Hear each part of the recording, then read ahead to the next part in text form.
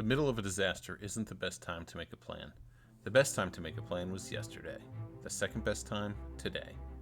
In this video, I'll explain some of the common plans the military and government use to make sure they stay ready, and which ones you could also use to keep you and your family just as ready. Hi, I've been a government, industrial, and military planner and manager for more than 20 years. Now I want to share what I've learned over my career with you. No scare tactics here, just smart prepping tips about disaster planning, military tactics, and crisis situations that are easy to use and will help you no matter what your prepping situation is. Plans aren't just about having everything written down somewhere in a binder. They're about foresight, resilience, and making decisions before chaos hits.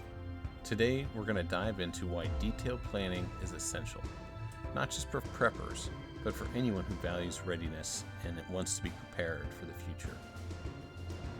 There are two major reasons to create specific, detailed plans. First, the process itself forces you to think critically. You explore scenarios, assess resources, and make decisions ahead of time. You'll uncover vulnerabilities and opportunities you wouldn't have seen otherwise. The second reason the planning process is so important is it gives birth to your most powerful tool, the almighty checklist. In emergencies and exercises I've been part of, decision makers have always gone for the checklist over the full plan. They don't have the time to look through a 300-page plan to find the information, and neither do you. You want all that information, the key points, provided to you in a short, succinct one-pager. That's why we create quick reaction checklists, or QRCs is what we call them in the government. But you can't build that checklist without having first built the entire plan so you know what's to include. Now let's get into some of the actual plans that I've built over the years and what each one could contain or what their purpose is. The actual organization of each plan or your plan structure, your overall plan structure, can be a lot of different ways. I've seen it tons of different ways. You could have one plan that has 30 chapters and each chapter covers a different thing. You can have a bunch of different plans based on seasons or likelihood of scenarios. There's no single right way. Now, each of these plans I hope to get into more detail in a later video, maybe an entire series of video on some of the more in-depth and important plans. But for this video, we're just going to go over an overview of some of the most common plans that are used, and then maybe some of the additional plans that you could add to them.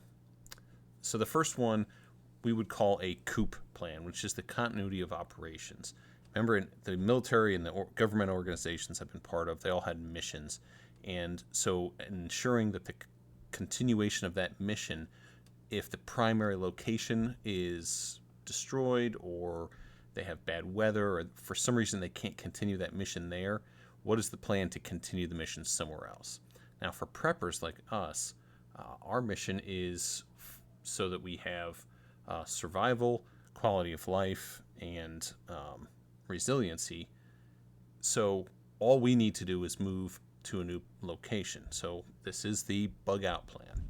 Even if you don't plan to bug out, and most of my plans personally don't involve bugging out, you should still have this plan because a lot of smaller or regional scenarios, you still might end up having to bug out, and just going through this plan is very important. So a bug out plan, you're going to have obviously your alternate location, possibly triggers for that evacuation, what's around you that could cause that, so that you don't have to make that decision in the moment. You already have it listed and you know what's going to make you leave, how you're going to get there, important packing lists and what is already packed versus what you have to pack.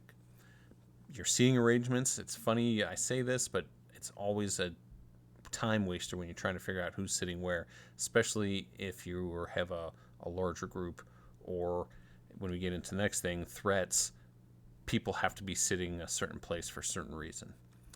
Next is your threats and defenses along your route of travel.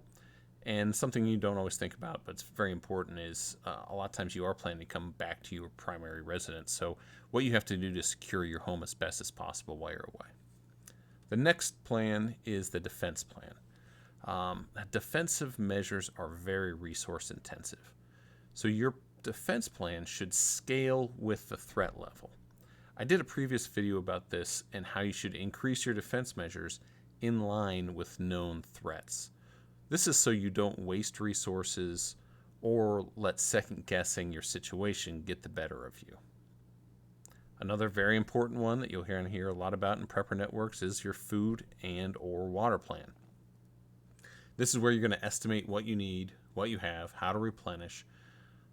It's been done a million times. I'm sure you can figure what's in a food and water plan.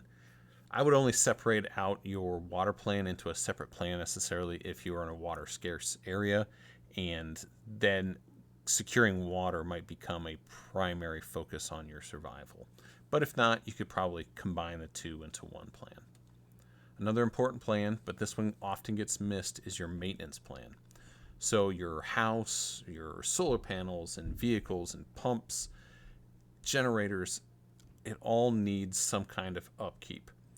So this plan ensures that your infrastructure that you rely on doesn't fail when you need it most. Don't forget to increase your maintenance regime into your planning during times when you're going to be using those preps more often. So you're going to have to spend more time when you're using those things in a disaster. And it's far easier to maintain a system or resource that you have than to fix it, especially when you're in the middle of a crisis and there are no spare parts and you can't call a repairman. The next plan, which is another huge and important one, is the communication plan. I've written dozens of these for government agencies. This can be as detailed or as simple as you want it to be. Obviously, the KISS process is great, but if you're writing a detailed plan, there's no harm into getting into detail. You can get into ham radio frequencies, the mesh networks, different types of cell phone signal apps, or if you want to keep it simple, just decide how your team are going to stay in touch. Primary, alternate, tertiary means of communications, even as simple as where you will meet up in the event of X crisis or Y crisis. The other thing is this plan needs to be coordinated with your defense plan very closely, because defense and communication, you can't have one without considering the other. The next plan is going to be your health and wellness plan. Medical needs, your waste disposal, your medical supply inventory, all those things are going to be in this plan. I often see this one overlooked as well, and it is super important because if you are not well, if you're sick in a crisis, all your other plans are going to fall apart. A key thing to remember of this is to make sure you address chronic conditions, specific medications, your supply of those, emergency care that you don't normally have to deal with, and sanitation is another big one that you might have to fall back on alternate means for. So the next type of plans that I'm going to go over are plans that you can pick and choose from once you have your primary plans done. They're not all the most important, and they might not all be as specific to your location as other locations, but they're just ones to consider. So first off is your electrical plan. Some preppers might say, I'm not going to use electricity at all, and that's fine. You don't need to create this plan. However, there are so many benefits for having electricity in today's age that a plan on how to conserve and use this resource is vital. But how will you power your essentials? Maybe your furnace fan, your chest freezer. How are you going to recharge batteries? So on plans like this that are resource management type plans, I like to break them into time segments. So for example, what is your plan if you expect the crisis to last 1 to 5 days? That's going to be obviously a different type of plan than if the crisis moves into the 6 to 14 day time frame. And then obviously the last part would be if you don't believe you're going to have electricity again ever. You can do one of two things with a plan like this. You can either see what you need and what you want and then try and acquire the resources to match that. That's another great reason of why planning is important. Or you can do the inverse and see what resources you have and then build your plan to that to see how long you can power what things. The next is going to be a heating or cooling plan. For this, obviously, location matters the most. I'm in the Northeast. I'm going to focus on heating. In the South, you might consider how to stay cool. That's not something I have. But if I lived in the South and maybe if I was elderly, that cooling plan could be vital. Again, use a time approach to this to see what you have to expand your resources into. So now some more specific plans. These are sometimes situation dependent.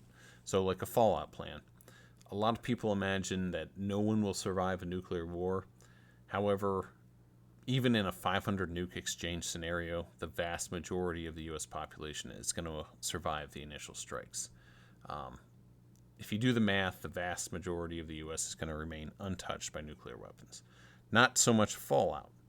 So unless you live a few miles away from an active missile field or one of our nuclear submarine bases, you should probably come up with some type of fallout plan, which is pretty easy, and I'll get into that, obviously, when I do that plan video. The next is a pandemic plan. We all know how likely this can happen, and we are also very familiar with how a government reaction to a pandemic can be just as damaging as a real pandemic can be. Next is a financial crisis plan. This is probably the most likely crisis you will face in your lifetime. If you lose your job, lose your income source. So don't neglect financial planning just because it isn't as sexy as, say, nuclear war. This is probably one of the most important things that you can do. This is not a financial planning channel, so you'll probably want to find that in one of the other million YouTube channels about financial planning. Tornado. Do your kids know where to go during a tornado? Do you need to build a safe room? How do you do that? What's your plan for that? Fire, same thing. Where are you going to meet up if there's a fire? A lot of people are injured in fire when they go back in looking for someone who was actually already evacuated. You want to find one place for everyone to meet so that you don't miss anyone and get accountability. Flood. Which way to evacuate? Which roads are going to be blocked? Which aren't? Figure that out. Do you need to secure your house before you go? That kind of thing should be in a flood plan. Wildfire, a lot of the same things. How are you going to be notified if there's danger? Maybe you have neighbors or family you need to help get out first. Blizzard, can you survive in your car if you're stranded? Do you need to know what things in your house can be powered by your generator? Can you power your furnace fan? How long will natural gas last in the lines? How big of a propane tank do you need? Those are all things you're going to need to consider during a blizzard. Earthquake. Have you trained your family so they know where to go on a moment's notice? Where are the strongest parts of your house? How do you cut off the gas propane lines if there's a leak before there's a fire? And then one thing you want to look around is any nuclear or industrial disasters that could be potentially in your area. Now, just because you don't live by a nuclear power plant doesn't mean you shouldn't consider this. What other toxic chemicals are used in industrial locations around you? Which way do the prevailing winds usually come during which season? Maybe you might have a railroad track not too far away from you. So those are some of the most important and useful plans I would build while I was working for the government. If you could tackle just a few of those, you're going to realize how much you hadn't previously considered.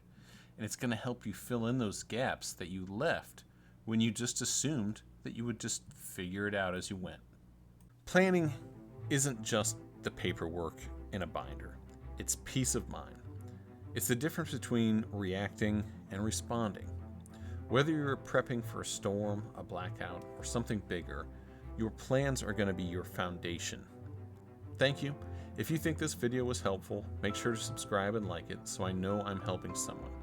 And please stay tuned for more videos where I go into in-depth in all of these different plans and how I would create those and build those for a government agency and what that's going to look like for a prepper.